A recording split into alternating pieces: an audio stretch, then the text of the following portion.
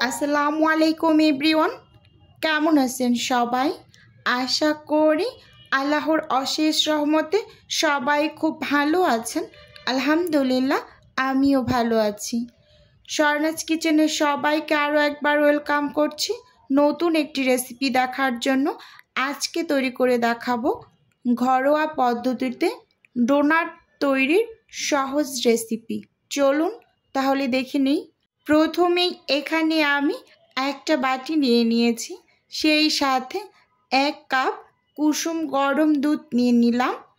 তার সাথে দিয়ে দিচ্ছি 1 চা চামচ ইস্ট। একেবারে উঁচু উঁচু করে কিন্তু আমি ইস্টটা ব্যবহার করিনি, কিছুটা কম আছে। খুব ভালোভাবে হ্যান্ড উইক্স দিয়ে একটু মিশিয়ে নিলাম। এর মাঝে দিয়ে দিলাম স্বাদ মতো লবণ আর দিয়ে দিচ্ছি 1-2 কাপ চিনি। এবার হ্যান্ড উইক্স দিয়ে খুব ভালোভাবে সব কিছুকে একসাথে একটু নেড়ে চেড়ে মিশিয়ে নিতে হবে। এখানে কিন্তু দুধটা অবশ্যই কুসুম গরম নিতে হবে। দুধটা কোনো অবস্থাতেই যেন ঠান্ডা না হয়। ঠান্ডা হয়ে গেলে কিন্তু ইস্টটা অ্যাক্টিভ হবে না। এই যে এখন আমি একটা ডিম ভেঙে নিচ্ছি। খুব ভালোভাবে হ্যান্ড উইক্স দিয়ে ডিমটাকেও দুধের সাথে মিশিয়ে নেব, দেখতেই পাচ্ছেন। আর কুসুম গরম হওয়ার ফলে কোনো রকম সমস্যা হবে না ডিম ব্যবহারের ক্ষেত্রে। খুব ভালোভাবে কিন্তু দেখুন মিশিয়ে নিয়েছি।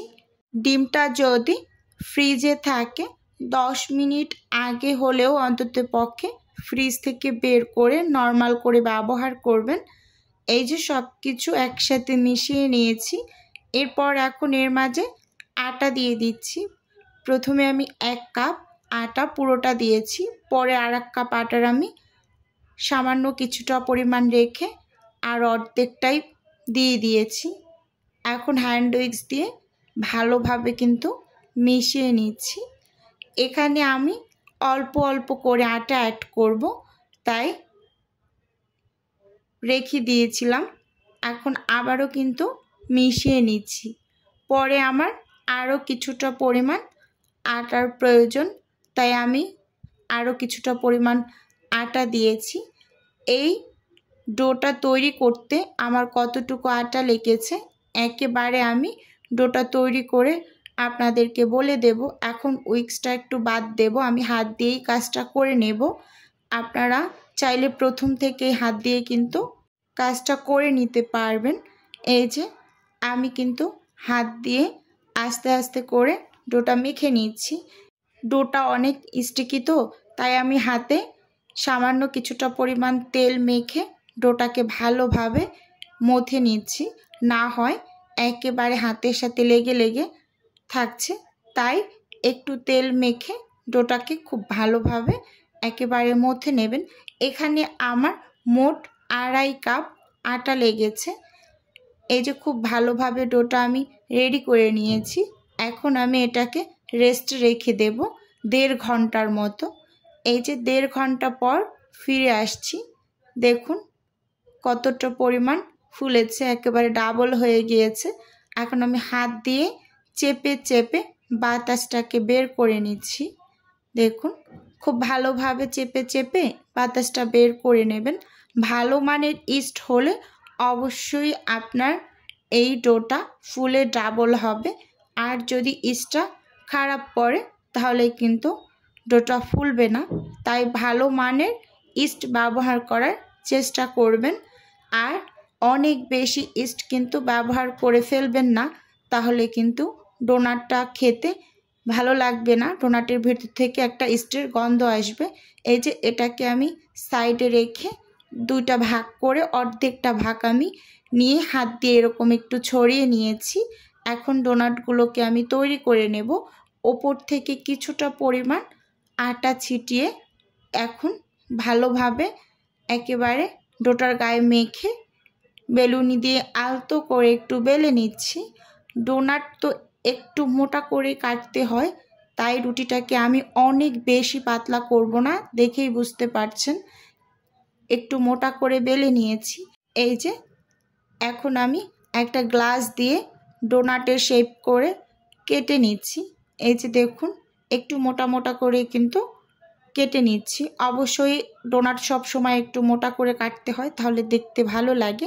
এই যে আমার একটা পাশ থেকে 3টা ডোনাট বের করতে পেরেছি। এরকম করে কিন্তু আমি রুটিটা বেলে নিয়েছি, দেখেই কিন্তু বুঝতে পারছেন। বাকি অংশ দিয়ে কিন্তু পরে আমি আবার ডোনাট বানিয়ে নেব। এখানে আমি একটা নজল ব্যবহার করছি, এই যে মাঝখান থেকে ঢুকিয়ে কেটে নিচ্ছি।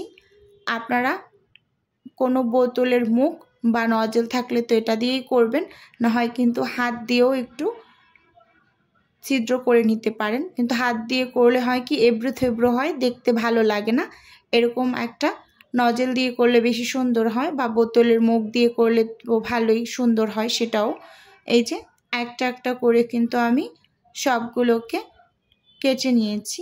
এভাবে করে আমি এই যে এখানে সব ডোনাটগুলোকে রেডি করে নিয়েছি। দেখুন আমার সব ডোনাটগুলো কিন্তু রেডি হয়ে গিয়েছে। এখন আমি ভেজে নেব। চুলোতে আমি একটা প্যানে পরিমাণ মতো তেল মিডিয়াম আঁচে একটু গরম করে নিয়েছি। এখন একটা একটা করে ডোনাটগুলোকে ছেড়ে ভেজে নেব। প্রথম পর্যায়ে আমি 4টা ছেড়ে ভেজে নিচ্ছি। প্যানটা যেহেতু ছোট, একসাথে অনেক বেশি দেওয়া যাবে না, 4টা করে দিয়ে একটু সময় নিয়ে ভেজে নেব। এই যে দেখুন 1 থেকে 1.5 মিনিট একটু অপেক্ষা করে কিন্তু আমি উল্টে দিচ্ছি। এভাবে উল্টে পাল্টে সুন্দর একটা কালার করে ডোনাটগুলোকে ভেজে নিতে হবে। ভিডিওর এই পর্যায়ে এসে প্রতিদিনের মতো আমার প্রিয় আপু এবং ভাইয়েদের উদ্দেশ্যে একটা অনুরোধ রাখছি।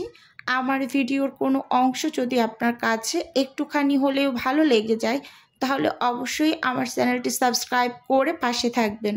আর ভিডিওর শুরুতে একটা লাইক দিয়ে ভিডিও দেখা কন্টিনিউ করবেন। আপনার একটা লাইকই পারে আমার এই ভিডিওটা অসংখ্য মানুষের মাঝে ছড়িয়ে দিতে। তাই বলছি প্লিজ এখনই একটা লাইক দিয়ে ভিডিও দেখা কন্টিনিউ করুন।